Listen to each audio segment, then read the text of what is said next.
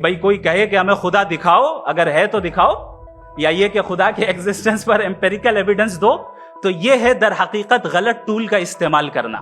ये ऐसा ही है कि जावेद साहब मुझसे ये मुतालबा करें कि मुफ्ती साहब आप मेटल डिटेक्टर के जरिए प्लास्टिक डिटेक्ट करके दिखाएं।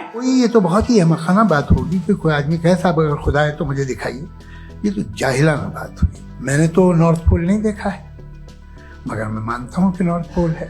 अगर आज हमारे जावेद अख्तर साहब ऐसी कोई अकली दलील और लॉजिकल एविडेंस दें खुदा के ना होने पर जो डेफिनेट भी हो, तो मैं ये ऐलान करता हूं कि यकीनन मैं उस एविडेंस को कबूल करूंगा और उस पर गौर करूंगा। जो मजहब मांगता है आपसे, हर मजहब फेथ मांगता, फेथ का मतलब ये है कि ना कोई गवाह हो, ना कोई सबूत हो, ना कोई रैशनल हो, ना कोई लॉजिक हो, ना कोई प्रूफ हो, मगर तुम एक बात को मानो।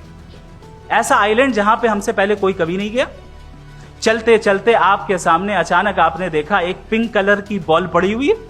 सबसे पहला सवाल आपके जहन में क्या आएगा कि ये बॉल यहां क्यों आई, कैसे आई, ये पिंक कलर की ही क्यों है, कोई और कलर भी हो सकता था। नेचुरली आप इस तरफ पहुंचेंगे कि कोई ना कोई है जिसने इन स्पेसिफिक प्रॉपर्टीज के साथ इस बॉल को बनाया है और यहां पे रखा है। हर मजहब आपसे एक चीज मांगता है, फेथ।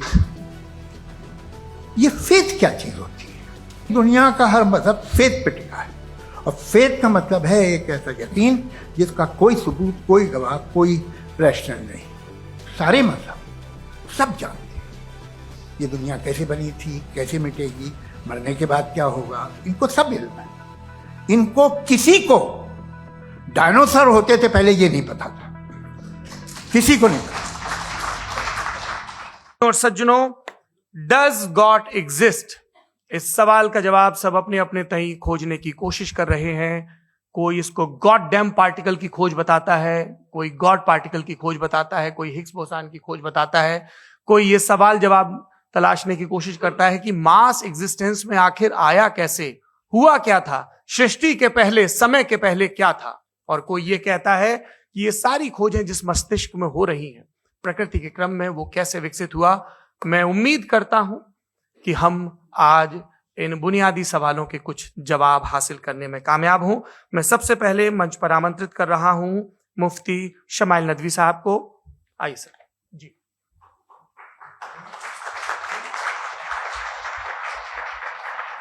तमाम तारीफें उस क्रिएटर के लिए जिसने इस यूनिवर्स को एक मकसद के तहत पैदा किया है। रिस्पेक्टेड जनाब जावेद अख्तर साहब, मिस्टर सौरभ द्विवेदी और respected audience, thank you all for being here today. आज की डिबेट में चूंकि हम बात करने वाले हैं डज गॉड एग्जिस्ट के टॉपिक पर, तो ये एक ऐसा टॉपिक है जिसके मुताल्लिक कोई भी डिसीजन लेने के लिए अलग अलग स्टैंडर्ड्स हो सकते हैं। लिहाजा डिबेट के शुरू में यह जरूरी है कि हम ये जान लें कि आज के इस टॉपिक में कौन सा स्टैंडर्ड सही होगा और कौन सा गलत होगा। सबसे पहला स्टैंडर्ड जिसे मैं समझता हूं कि हमारे रिस्पेक्टेड जनाब जावेद अख्तर साहब बड़ी तेजी के साथ उसकी तरफ लपकेंगे, वो है साइंस। जबकि साइंस दर हकीकत खुदा के एग्जिस्टेंस को डायरेक्टली साबित करने या उसके एग्जिस्टेंस को डिनाई करने के लिए स्टैंडर्ड नहीं बन सकती। और उसकी वजह क्या है, ये मैं नहीं कह रहा, ये वो लोग कह रहे हैं जो साइंस के एक्सपर्ट्स हैं। नेशनल एकेडमी ऑफ साइंस कहती है science doesn't have the processes to prove और disprove the existence of God. Why? क्योंकि साइंस का ताल्लुक एम्पेरिकल एविडेंस से है, और एम्पेरिकल एविडेंसेस का ताल्लुक हमारे नेचुरल और फिजिकल वर्ल्ड से है, जबकि गॉड नॉन फिजिकल और सुपर नेचुरल रियलिटी है। लिहाजा नॉन फिजिकल रियलिटी को आप उस टूल के साथ नहीं चेक कर सकते जिसका काम फिजिकल रियलिटी को तलाश करना है। लिहाजा आज इस डिबेट में गॉड की एग्जिस्टेंस को साबित करने या उसे डिनाई करने में साइंटिफिक एविडेंस को एक्सेप्ट नहीं किया जाएगा। दूसरा स्टैंडर्ड हो सकता है रेविलेशन, कि रेविलेशन के जरिए हम यह साबित करें कि गॉड एग्जिस्ट करता है या नहीं। लेकिन यह स्टैंडर्ड भी आज इररेलेवेंट है। क्यों? क्योंकि रेविलेशन मेरे नजदीक सोर्स ऑफ नॉलेज है, वैलिड सोर्स ऑफ नॉलेज है, लेकिन हमारे जावेद अख्तर साहब के नजदीक ये वैलिड सोर्स ऑफ नॉलेज नहीं है। लिहाजा आज की डिबेट में मैं एक भी एविडेंस किसी भी मजहबी स्क्रिप्चर से नहीं दूंगा, ताकि जावेद अख्तर साहब के लिए वो अनएक्सेप्टेबल ना हो। तीसरा जो मेयार हो सकता है वो है ऑब्जर्वेशन, कि भाई कोई कहे कि हमें खुदा दिखाओ, अगर है तो दिखाओ, या ये कि खुदा के एग्जिस्टेंस पर एम्पेरिकल एविडेंस दो, तो ये है दर हकीकत गलत टूल का इस्तेमाल करना। ये ऐसा ही है कि जावेद साहब मुझसे ये मुतालबा करें कि मुफ्ती साहब आप मेटल डिटेक्टर के जरिए प्लास्टिक डिटेक्ट करके दिखाएं। अब चूंकि प्लास्टिक डिटेक्ट नहीं हो पा रही है, लिहाजा plastic does not exist. No, you are using the wrong tool. इस टूल से प्लास्टिक को डिटेक्ट नहीं किया जाता। लिहाजा मैं समझता हूं कि गॉड के एग्जिस्टेंस पर एम्पेरिकल एविडेंस का मुतालबा करना एक बचकाना मुतालबा है, और हमारे रिस्पेक्टेड जनाब जावेद अख्तर साहब इस स्टेज से अब बहुत आगे निकल चुके हैं। अब बचता है एक ही स्टैंडर्ड, और वो स्टैंडर्ड है अक्ल, लॉजिक, रीजनिंग। और यही वो स्टैंडर्ड है जिसके तहत गॉड की एग्जिस्टेंस को साबित किया जाएगा या गॉड की एग्जिस्टेंस को डिनाई किया जाएगा। लेकिन चूंकि ये बहुत इंपॉर्टेंट और सेंसिटिव टॉपिक है, इसलिए लॉजिकल आर्ग्यूमेंट भी ऐसा होना चाहिए जो डेफिनेटिव हो, इनडेफिनेटिव ना हो, जो 2 और 2 4 की तरह बिल्कुल वाजे हो, जिसे लॉजिकली रिजेक्ट करना पॉसिबल नहीं हो। फॉर एग्जाम्पल हम कहें हमारे रिस्पेक्टेड मिस्टर सौरभ साहब, ये एक इंसान है और तमाम इंसान कॉन्शियस बीइंग है, लिहाजा नतीजा क्या निकला, हमारे सौरभ साहब भी कॉन्शियस बीइंग है। क्या ये इनडेफिनेट आर्ग्यूमेंट है या डेफिनेट आर्ग्यूमेंट है? ये डेफिनेट आर्ग्यूमेंट है। ये 2 और 2 की तरह वाजे है, इसमें किसी तरह जो है लॉजिकली इसको रिजेक्ट नहीं किया जा सकता। तो अगर आज हमारे जावेद अख्तर साहब ऐसी कोई अकली दलील और लॉजिकल एविडेंस दें खुदा के ना होने पर जो डेफिनेट भी हो, तो मैं ये ऐलान करता हूं कि यकीनन मैं उस एविडेंस को कबूल करूंगा और उस पर गौर करूंगा। लेकिन साथ में यह भी ऐलान कर देता हूं प्रेडिक्शन के तौर पर कि ऐसा कोई डेफिनेट आर्ग्यूमेंट कोई नहीं पेश कर सकता। दलील हम देंगे और डेफिनेटिव दलील देंगे, लॉजिकल दलील देंगे, ऐसी दलील देंगे जो एंटायर एथिस्टिक वर्ल्ड उसे रेफ्यूट नहीं कर सकती। चलें अब हम एक एग्जाम्पल सोचते हैं, एक सिनेरियो, सिंपल सिनेरियो, तमाम ऑडियंस से गुजारिश है, हम और आप एक आइसोलेटेड आइलैंड पर हैं, ऐसा आइलैंड जहां पे हमसे पहले कोई कभी नहीं गया। चलते चलते आपके सामने अचानक आपने देखा एक पिंक कलर की बॉल पड़ी हुई है। सबसे पहला सवाल आपके जहन में क्या आएगा कि ये बॉल यहां क्यों आई, कैसे आई, ये पिंक कलर की ही क्यों है, कोई और कलर भी हो सकता था, ये इसी शेप में क्यों है, कोई और शेप भी हो सकता था। नेचुरली आप इस तरफ पहुंचेंगे कि कोई ना कोई है जिसने इन स्पेसिफिक प्रॉपर्टीज के साथ इस बॉल को बनाया है और यहां पे रखा है। चूंकि आप जानते हैं कि ये जो बॉल है इसका एग्जिस्ट करना जरूरी नहीं है, ये एग्जिस्ट कर भी सकती थी, नहीं भी कर सकती थी, और एग्जिस्ट करना ही था तो किसी और फॉर्म में करती, किसी और कलर में करती।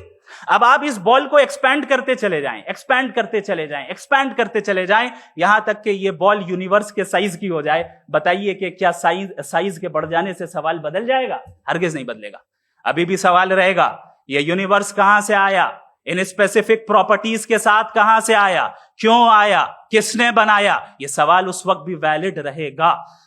लेकिन ये सवाल अगर हम जनाब जावेद अख्तर साहब से करें तो चूंकि इनका वर्ल्ड व्यू एथिस्टिक है, और सिर्फ इनका नहीं, मतलब जितने भी एथिस्ट हैं और एथिस्टिक वर्ल्ड व्यू को रखने वाले से अगर आप ये सवाल करें कि ये यूनिवर्स कहां से आया, तो इनका जवाब या तो आर्ग्यूमेंट फ्रॉम इग्नोरेंस होगा या डॉगमेटिक होगा। या तो ये कहेंगे कि मुझे नहीं पता कि ये कहां से आया, लिहाजा गॉड डज नॉट एग्जिस्ट, ये आर्ग्यूमेंट फ्रॉम इग्नोरेंस है। या ये कहेंगे कि ये यूनिवर्स खुद ब खुद बन गया, इसका मतलब ये है कि उस बॉल को भी खुद ब खुद बन जाना चाहिए। लेकिन बॉल के ताल्लुक से ये एक्सप्लेनेशन एक्सेप्ट नहीं की जाएगी कि ये खुद ब खुद बन गई, लेकिन यूनिवर्स के ताल्लुक से कर दिया जाएगा। इसे हम दूसरे अल्फाज में डॉगमा भी कह सकते हैं। दूसरी चीज, हमारे जावेद अख्तर साहब जरूर गॉड ऑफ गैप्स की मिसाल भी जरूर देंगे, और मिसाल देंगे कि पहले जमाने में बिजलियां कड़कती थी तो लोगों ने किसी एक खुदा की तरफ, और बारिश होती थी तो दूसरे खुदा की तरफ मंसूब कर दिया, उनके पास दलील नहीं थी। यह हमारा वर्ल्ड व्यू है ही नहीं, यह हमारा वर्ल्ड व्यू है ही नहीं, क्योंकि नेचुरल फिनोमेना के प्रोसेस की इंटरप्रिटेशन को जान लेने से यह कहां से साबित हो गया कि गॉड एग्जिस्ट नहीं करता है? इस पर मैं इंशाल्लाह अभी आगे बात करूंगा। आप हजरात ये भी देखेंगे और मैं ये एक्सपेक्ट करता हूं कि हमारे रिस्पेक्टेड जनाब जावेद अख्तर साहब जरूर इमोशनल आर्ग्यूमेंट्स भी देंगे, जो कि एक लॉजिकल फेलेसी है जब बात आती है ट्रुथ को डिसाइड करने में। क्यों? मिसाल के तौर पर वो कहेंगे कि अगर गॉड है तो इविल क्यों एग्जिस्ट करता है, जबकि मैं कहता हूं इविल का एग्जिस्ट करना गॉड के एग्जिस्ट करने की दलील है, उसके खिलाफ नहीं है। चूंकि अगर गॉड है तो हम सब उसके सामने अकाउंटेबल हैं, और अगर हम अकाउंटेबल हैं तो अकाउंटेबिलिटी के लिए इविल का मौजूद होना जरूरी है, उसके बगैर हम अकाउंटेबल नहीं हो सकते। और अगर हम अकाउंटेबल नहीं हैं तो हम जनाब जावेद अख्तर साहब से पूछेंगे कि आप बताएं कि फिर सफरिंग इस दुनिया में क्यों है? अगर खुदा नहीं है तो सफरिंग क्यों है? और उन लोगों के जज्बे का क्या जिनके अंदर सफरिंग के बाद इंतकाम लेने का जज्बा पाया जाता है और वो इस दुनिया से ऐसे ही चले गए, क्या उनकी सारी तकलीफें बेकार चली जाएंगी? अब आ जाएं उसी एग्जाम्पल की तरफ कि बॉल, मुझसे अगर कोई पूछे इस बॉल को किसने बनाया और या इस एक्सपेंडेड बॉल को किसने बनाया, मैं कहूंगा कि चूंकि ये यूनिवर्स और इस यूनिवर्स की तमाम चीजें कॉन्टिंजेंट हैं। कॉन्टिंजेंट होने का मतलब ये होता है कि जो अपने एग्जिस्टेंस पे किसी के ऊपर डिपेंड करती हो, तो जाहिर है ये यूनिवर्स कॉन्टिंजेंट है। और अगर कोई चीज कॉन्टिंजेंट नहीं है तो मैं रिक्वेस्ट करूंगा कि मुझे दिखा दें कि कौन सी चीज यूनिवर्स में कॉन्टिंजेंट नहीं है, हम भी जरा गौर कर लें और हम भी देख लें। और जब कॉन्टिंजेंट चीजें मौजूद हैं तो फिलोसोफर्स की इस्तिलाह के मुताबिक, हम उस टर्मिनोलॉजी के मुताबिक हम उस जगह तक पहुंचते हैं और उस हस्ती तक पहुंचते हैं जिसे नेसेसरी बीइंग कहा जाता है, कि ये वो नेसेसरी बीइंग है जिसका मौजूद ना होना नामुमकिन हो। क्योंकि अगर ये मौजूद ना हो तो सारी चीजें एग्जिस्टेंस में आएंगी ही नहीं, और ये सारी कॉन्टिंजेंट चीजें उसी के ऊपर डिपेंड करती हैं। अब अगर आप ये सवाल करते हैं कि फिर उस हस्ती को किसने बनाया, फिर उसका कॉज क्या है, फिर उसका कॉज क्या है, फिर उसका कॉज क्या है, और एंडलेसली चले जाएं, इसे हम कहते हैं इन्फिनिट रिग्रेस ऑफ कॉजेस, जो कि लॉजिकल फेलेसी है। कॉन्सेप्चुअली इन्फिनिटी पॉसिबल है। मिसाल के तौर पे न्यूमेरिकल्स 1 2 3 गिनते चले जाएं, इन्फिनिट नंबर्स हैं। मैं कॉन्सेप्चुअली बात नहीं कर रहा, प्रैक्टिकली रियलिटी में साबित करके दिखाएं कि infinite regress of causes possible है या नहीं। अगर पॉसिबल है तो हम मान लेंगे, मिसाल दे दें, और पॉसिबल नहीं है तो एक ही ऑप्शन बचता है जिसे हम कहते हैं नेसेसरी बीइंग। ऐसी नेसेसरी बीइंग जो इंडिपेंडेंट है, क्योंकि अगर वो डिपेंडेंट हुई तो वो नेसेसरी नहीं रहेगी। ऐसी इंडिपेंडेंट बीइंग जो इटर्नल है, अगर वो इटर्नल नहीं होगी, उसकी बिगिनिंग होगी, तो वो खुद कॉन्टिंजेंट है। ऐसी बीइंग जो पावरफुल है, क्योंकि कॉन्टिंजेंट को एक्चुअलाइज करने के लिए पावर चाहिए। ऐसी बीइंग जो इंटेलिजेंट है और नॉलेजेबल है, क्योंकि ये यूनिवर्स स्पेसिफिक फॉर्म और स्पेसिफिक लॉज ऑफ नेचर के तहत प्रिसाइजली चल रहा है। Thank you. थैंक यू मुफ्ती साहब। मैं इन दलीलों के बाद जावेद अख्तर साहब से गुजारिश करूंगा, आप बैठ के बोलना चाहेंगे हमारे? जी।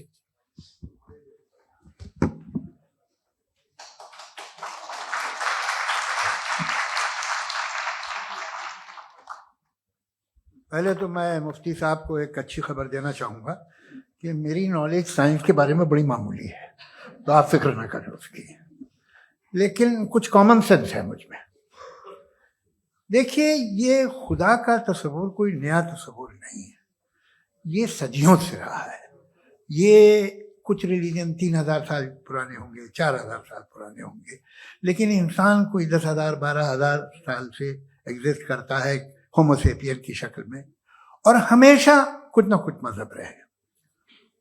ये मजहब जाहिलों के नहीं थे, ये मजहब एक ऐसी ग्रीक सोसाइटी के थे जहाँ बड़े बड़े फिलोसफर पैदा हुए। ये मजहब इजिप्शियंस के थे जिन्होंने पिरामिड्स बनाए थे। ये रोमन्स के थे कि जिनका आर्किटेक्चर और सेनेट यानी पहली बुनियाद डेमोक्रेसी की, लिमिटेड थी मगर डेमोक्रेसी थी, ये उन लोगों ने किए थे। तो इनका जो जुपिटर था, रा था, ज़्यूस था, उन्हें उस पर इतना ही एतमाद था जितना आज किसी मजहबी आदमी को अपने खुदा पे होगा। क्रिश्चियनिटी आने से पहले यूरोप में एक मजहब था, जर्मेनिक रिलीजन। उसका एक खुदा था, उसकी एक बीवी थी, उसके 2 बेटे थे, एक बेटी थी। फिर जर्मनी में जब यूरोप में क्रिश्चियनिटी आई तो वो खुदा, उसकी बीवी और पूरे खानदान चला गया।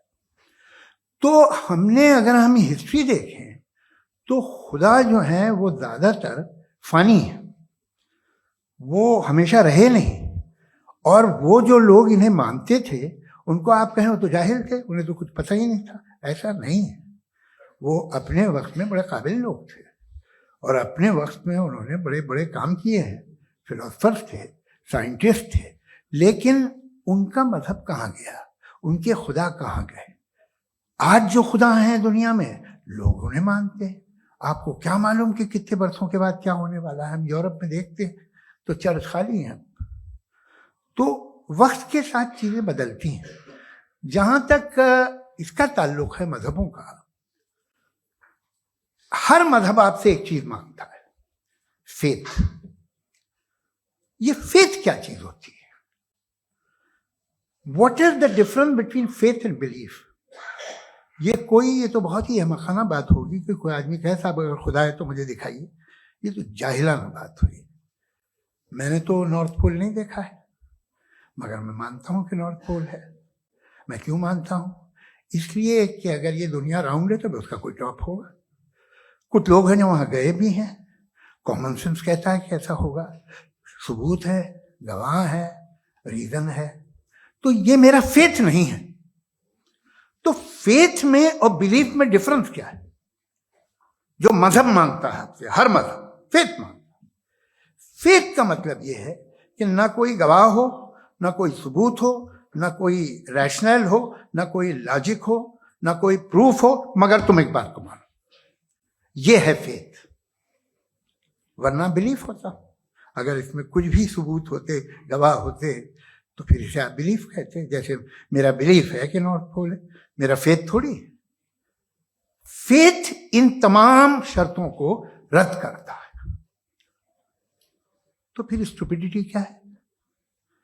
अगर मैं एक बात ऐसी मानूं जिसकी ना कोई लॉजिक है, ना कोई रैशनल है, ना कोई प्रूफ है, ना कोई गवाह है,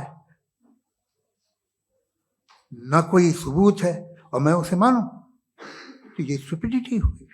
इसे ही भाई कल को मैं यकीन कर लूं कि एलॉन मस्क जो है मेरा भाई है, तो मुझे इंतहाई खुशी होगी, सुकून भी बहुत मिलेगा मुझे। लेकिन और कहे भाई क्यों मानते हो, क्या सबूत है? भाई वो तो अमेरिकन है और तुम तो इंडियन हो, वो तो नस्ल अलग है, तुम्हें कभी मिले भी नहीं।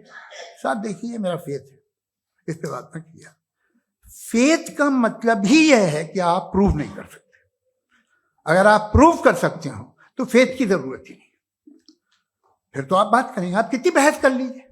अल्टीमेटली दुनिया का हर मजहब फेथ पे टिका है, और फेथ का मतलब है एक ऐसा यकीन जिसका कोई सबूत, कोई गवाह, कोई रैशनल नहीं। अब आप ये कहें, क्या आप ये क्यों कह रहे हैं कि साहब ये कायनात किसने बनाई? कमाल ये है कि आपने बताया कि एक आइलैंड पे गए और एक बॉल देखी। आपने ये नहीं कहा कि आइलैंड किसने बनाया, आपको सिर्फ बॉल पे हैरत हुई। हमने आइलैंड पे हमने हैरत नहीं की, होते हैं आइलैंड। इसी तरह ये आइलैंड है, सितारे, ये गैलेक्सीज, ये सब आइलैंड हैं, खला में। हम उन्हें टेकन फॉर ग्रांटेड लेते हैं, हम पूछते नहीं किसने बनाए। आपने जजीरे के बारे में भी नहीं पूछा है। मेरी पैदाइश कैसे हुई? क्या मैं प्लान पैदा हुआ था? I was plan to be born, या एक लकी स्पर्म था जो किसी एक से चिपक गया? मेरी पैदाइश रैंडम। और इंसाफ जिसे आप कहते हैं, इंसाफ का तो नेचर से कोई वास्ता ही नहीं। जो आप कहते हैं कि एक दिन इंसाफ मिलेगा, इंसाफ is a human concept. Nature में कोई इंसाफ नहीं। अगर शेर हिरन को खा जाता है तो उसे कोई सजा नहीं मिलती। अगर एक आंधी आती है और हरे भरे पेड़ों को उखाड़ के फेंक देती है तो आंधियों की जेल नहीं होती है। नेचर में इंसाफ नहीं है, इसलिए मुझे नेचर को इंसाफ की जरूरत भी नहीं। नेचर तमाम एक है। अब हम कहें कि साहब ये देखिए जो मैंने खाना खाया था, ये मेरी आंख तो नहीं यूं कर दिया उसे, तो इसे सजा मिलनी नहीं। वो सिस्टम है, ऐसे ही चल रहा है। नेचर बगैर इंसाफ के है। इंसाफ इज अ ह्यूमन कॉन्सेप्ट। तो जो आपसे कहता है कि मैं तुम्हें इंसाफ दूंगा, वो इंसानी जहन की पैदावार है। ये नेचुरल है ही नहीं, ये आसमानी है ही नहीं। नेचर का तसव्वुर, इंसाफ का तसव्वुर भाई आप साथ मिलते हैं, अब आप लेफ्ट हैंड ड्राइव करते हैं, ये क्या है? तमाम सच, तमाम नेकी, तमाम शराफत लेफ्ट हैंड ड्राइव है। वरना क्या होगा, या तो आप क्रॉस कर देंगे, आपका एक्सीडेंट हो जाएगा, या आप किसी को मार देंगे, या ट्रैफिक जैम हो जाएगा। झूठ, बेईमानी, रिश्वतखोरी, ये तमाम जो है driving on the wrong side, इसके ऊपर कुछ नहीं। ये तो हमने बनाया, जैसे हमने लेफ्ट हैंड ड्राइव बनाई है। ये कॉन्सेप्ट ऑफ इंसाफ जो है ये हमारा है, इसका नेचर से कोई वास्ता नहीं। शेर खा जाता है हिरन को, उसे जेल होती है क्या? कुछ भी नहीं, है ही नहीं। तो ये जो दुनिया के रिलीजन प्रॉमिस करते हैं आपसे इंसाफ, इसी से मालूम होता है कि ये मैनमेड है। ये तसव्वुर कहीं और का है ही नहीं। जो नेचर है, कुछ लोग कहते हैं नेचर ही खुदा है, तो नेचर में तो इंसाफ नहीं कहीं। और आप वादा कर रहे हैं कि तुम्हें मरने के बाद इंसाफ मिलेगा। मुझे अगर मिलेगा तो मैं बहुत खुश होऊंगा, लेकिन मैं यकीन नहीं कर पाता हूं, इसलिए कि मैं फेथ नहीं पैदा कर सकता। The very fact that religion demand faith, इसका मतलब है कि उनके पास जस्टिफिकेशन नहीं है। अच्छा साहब, फिर रिलीजन अगर मॉडरेशन में है, कोई सा भी नहीं, वो आप में कुछ खूबियां भी पैदा करता होगा, देखिए उससे ये फायदा है, वो फायदा है। अल्कोहल जो है वो ज्यादातर दवाओं में यूज होती है, और एक सर्वे किया गया था अमेरिका में कि लॉन्जेटिविटी किन लोगों की है, तो एक तरफ वो लोग थे जो शराब पीते ही नहीं थे, और एक तरफ वो थे जो एक बोतल शराब रोज पीते थे। सबसे ज्यादा लंबी उम्र उनकी है जो 2 पैक नाप के शराब पीते और खाना खाते हैं। मगर हम शराब को बुरा समझते हैं, मैं भी बुरा समझता हूँ। क्यों? ऐसा होता नहीं। कुछ चीजों में आदत होती है जो बढ़ती है। आज तक में एक आदमी दूध पीता है, आप 10 साल बाद भी मिलेंगे तो एक ही गिलास पीता होगा। ऐसा नहीं होता, सुबह से दूध पीता रहता है। मिल्कोहलिक मैंने नहीं देखे, अल्कोहलिक होते हैं। ये टेंडेंसी है मजहब की कि वो बढ़ता है, जैसे कैंसर बढ़ता है, जैसे शराब बढ़ती है। कुछ लोग होंगे जो उसे सही तरह से यूज करते। मुझे यकीन है कि हमारे मुफ्ती साहब भी उनमें से एक, इनसे बहुत खुशी हुई मुझे इनसे मिलकर। लेकिन कितने लोग हैं कि आज आप देखते हैं दुनिया में जो तबाहियां हैं, इनमें कितना हाथ है उन लोगों का जो बिलीवर कहते था मजहब ये नहीं कहता, ना कहता होगा, मगर जब ये मजहब पीते हैं तो ऐसे बिहेव करते हैं। थोड़ा सा अगर हो तो शायद बहुत अच्छी बात, लेकिन शराब थोड़ी सी नहीं रहती, उसमें टेंडेंसी है पहले।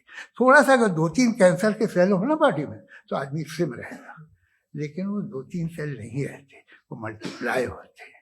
जावेद साहब, टाइम पूरा हो गया। टाइम हो गया तो बस बात खत्म हो गई। अच्छा, मुझे कुछ और कहने को था भी नहीं। जी, मैं पहले जवाबी दौर के लिए इनवाइट कर रहा हूं मुफ्ती साहब को। Your rebuttal round 1, you have 7 minutes।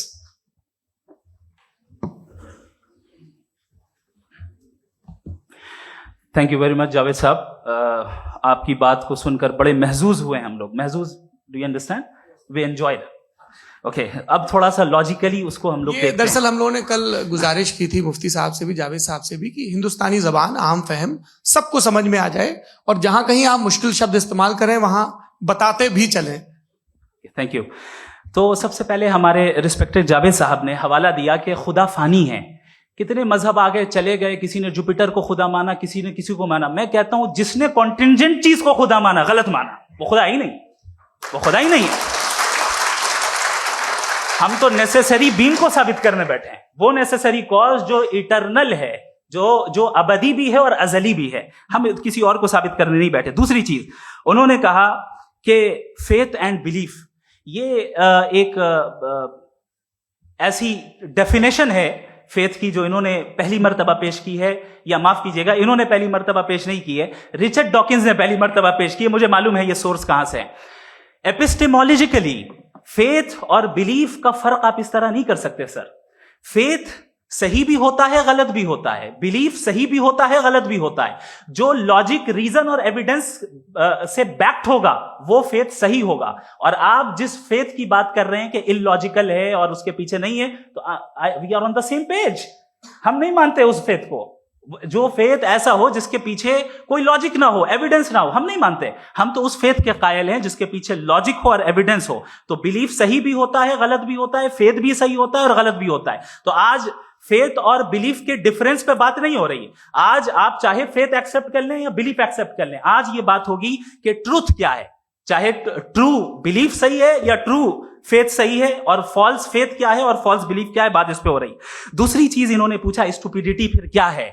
अगर फेथ रिलीजन स्टुपिडिटी नहीं है तो और क्या है? चूंकि फेथ का मुतालबा करते हैं तो स्टुपिडिटी क्या है?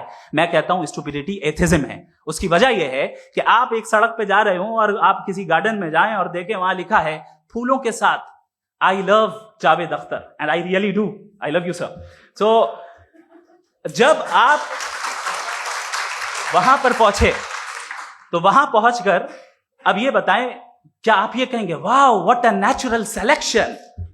ये क्या नेचुरल सिलेक्शन है? नहीं, ये प्रिसाइजली डिजाइंड है, इसके पीछे डिजाइनर है। लिहाजा अगर कोई एक ऐसी कॉमन सेंस की बात को कबूल नहीं कर रहा है कि यूनिवर्स जो इतने प्रिसाइजली काम कर रहा है, हम कह दें कि खुद ब खुद बन गई, मैं समझता हूं इससे बड़ी स्टुपिडिटी और कुछ नहीं है। ये इर्रेशनल चीज है। फिर हमारे सर ने कहा कि आपने बॉल पे फोकस किया, आइलैंड पे फोकस नहीं किया। अरे आइलैंड को किसने बनाया, यही समझाने के लिए तो बॉल की मिसाल दे रहा हूं। और बॉल भी कॉन्टिंजेंट है, आइलैंड भी कॉन्टिंजेंट है, दोनों नेसेसरी बीइंग का मुतालबा करते हैं। आगे इन्होंने कहा कि नेचर में कोई इंसाफ नहीं है। हम डिसाइड करते हैं कि मोरालिटी क्या होती है, इंसाफ क्या होता है। हम डिसाइड करते हैं, जैसे ड्राइविंग सीट में ट्रैफिक वाला, ये तो किसी खुदा ने नहीं कहा, ये है, इसे कहते हैं फॉल्स इक्विवेलेंस। ये एक लॉजिकल फेलेसी है। आपने जो है मिसाल दी ड्राइविंग की और ट्रैफिक की, ये सब्जेक्टिव मोरालिटी है। आप सब्जेक्टिव मोरालिटी को मिसाल बनाकर ऑब्जेक्टिव मोरालिटी के ऊपर नहीं थोप सकते। इंसाफ की ऑब्जेक्टिव मोरालिटी है। अगर आप ये कहते हैं कि नेचर में इंसाफ नहीं है, तो इंसाफ का न होना ये नेचुरल हुआ, तो फिर नेचर को नेचर रहने दे। क्यों हम इतना स्ट्राइव कर रहे हैं दुनिया में इंसाफ लाने के लिए? ये तो इलॉजिकल बात है, इर्रेशनल बात है।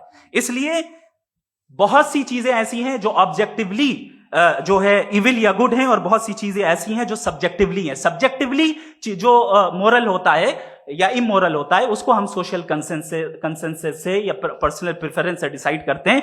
लेकिन जो ऑब्जेक्टिव मोरालिटी है, जिसमें इंसाफ आया, जो इन्होंने बार बार रिपीट किया, ये ऑब्जेक्टिव है, सब्जेक्टिव नहीं है। अगर आप कहते हैं ये सब्जेक्टिव है, तो मेरा सवाल आपसे यह है, क्या सोशल कंसेंसस के जरिए अगर जुल्म को सही करार दे दिया जाएगा तो आप जुल्म को जस्टिफाई करेंगे?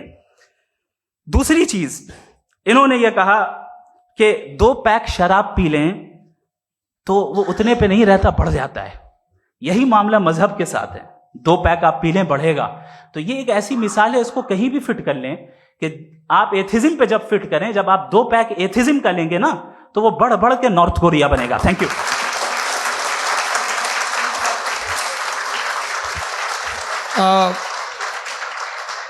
फर्स्ट राउंड के रिबटल के लिए मैं जावेद साहब को इनवाइट कर रहा हूं। आपके पास 7 मिनट का वक्त है, रीसेट कर दीजिएगा प्लीज।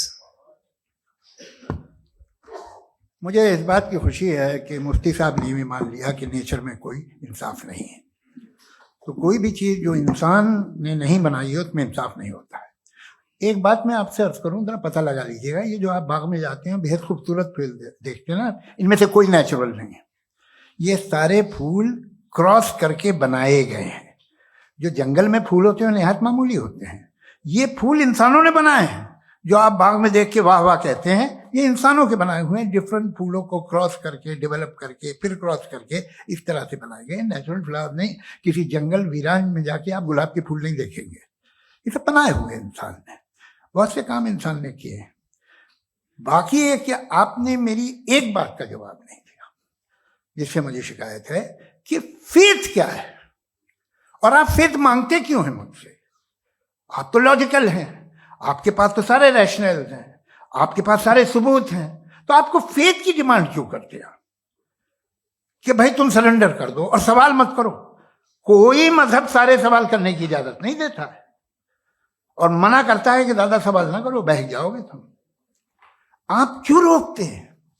हकीकत ये है कि इंसानी तारीख क्या है। इंसानी तारीख ये है कि दुनिया में दो तरह के लोग हुए हैं।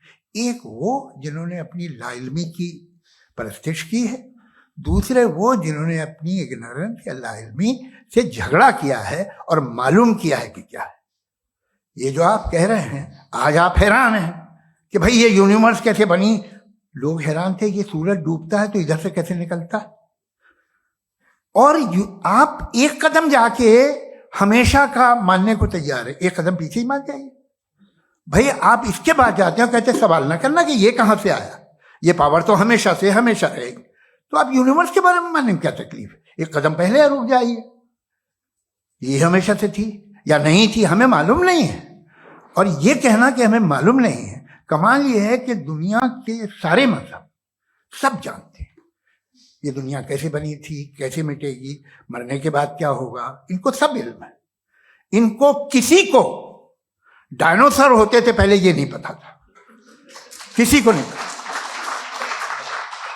किसी भी दुनिया की मजहबी किताब में डायनासोर का जिक्र नहीं है। लेकिन बाकी सब बातें, how to make universe in 4 easy lessons and बाकी सब पता है। जिसको सब पता है वो गड़बड़ है।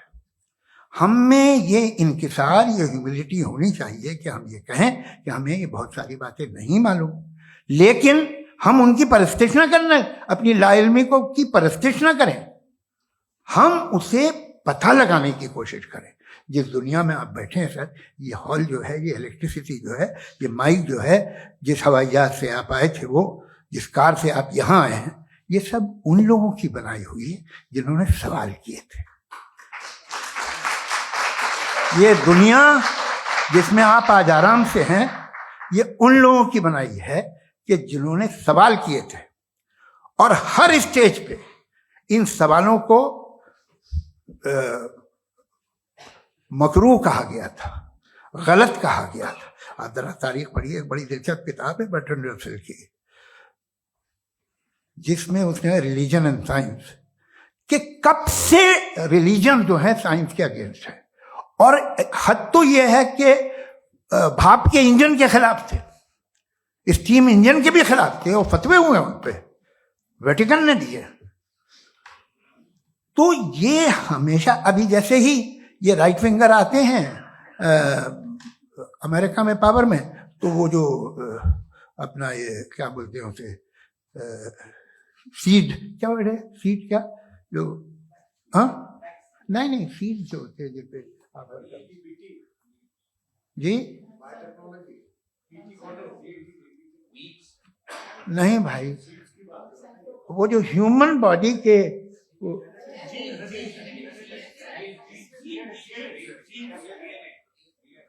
उस पर रिसर्च बंद हो जाती है, रिपब्लिकन नहीं करने देते। अरे भाई इतना डर क्या है तुम्हें? एक जमाने में बहुत नाराज थे ये सारे मजहबी लोग कि ये इंसान तो इंसान बनाने की कोशिश कर रहा है। आपको क्या तकलीफ भाई, बना ले तो बना लेने दो, ये खौफ क्या है? और ये सब आज जो आप कह रहे हैं नामुमकिन है, ये कैसे हुआ? मुझे एक किस्सा याद आता है। जब मैं 6ठी क्लास में था तो मैं मैथमेटिक्स में बहुत वीक था, तो एक टीचर रख दिया गया, उसने 1 2 3 4 5 6 7 तो सिखा दिया मुझे। वो दिन मैं भूल नहीं सकता हूँ मुफ्ती साहब, जिस दिन उसने ये बताया कि 1/2 क्या होता है और 3/4 क्या होता है। मुझे ऐसा लगा कि मेरा सर बीच से फट जाएगा। यह आदमी कह रहा है कि जो दीवार के अंदर जाओ वॉक करते हुए। आज हंसता हूं मैं इस बात पे। तो आज जो बातें आपके जहन से बिल्कुल परे है और आप हैरान होते हो उन्हें देख के, एक वक्त आएगा कि मामूली लगेंगे। और हुआ है, आपकी इंसानी तारीख ही है। इतनी जल्दी सारे फैसले आप मत कर लीजिए, थोड़ा ये ह्यूमिलिटी रखिए कि भाई ये हमें नहीं मालूम। ये कहने में क्या आ रहा है? ये यूनिवर्स कहाँ तक फैली, ये कब से है और कब तक रहेगी, हमें नहीं मालूम। आपने फैसला कर लिया कब बनी। ये आपके हिसाब से कोई 14 बिलियन ईयर बनी जो समझा जाता है। उससे पहले हजारों करोड़ों अरबों साल तक खुदा बैठा क्या कर रहा था? खामोश बैठा था, ऐसे ही जमाइयां ले रहा था। फिर उसे आइडिया है, यार एक काम करते, वक्त अच्छा गुजर जाएगा, यूनिवर्स बनाते। सोचिए, वो तो हमेशा से है ना, मगर यूनिवर्स हमेशा से नहीं है। ये तो बनाई गई है। और उससे पहले क्या था, इनका क्या काम था? कैसी बात है, ये बड़ा आसान है। जो बात हमें आज धीरे धीरे पता चली है, बरसों 2000 और 2500 साल पहले आपको किसी ने बता दिया कि क्या था, आप मान गए, और तब से वही मान रहे हैं जो 2500 साल पहले कहा गया था। सब कुछ बदल गया है, सॉल्व हो रही है चीजें। अभी साइंस बिल्कुल दावा नहीं करती, या कोई फिलोसफर ये दावा नहीं करता कि हमें सब मालूम, बल्कि वो कहता है कि हमें जितना मालूम होता है उससे ये मालूम होता है कि हमें कितना कम मालूम। तो हम अपनी जहालत से लड़े, उसकी परस्तिश न करें। जी, time. Thank you so much.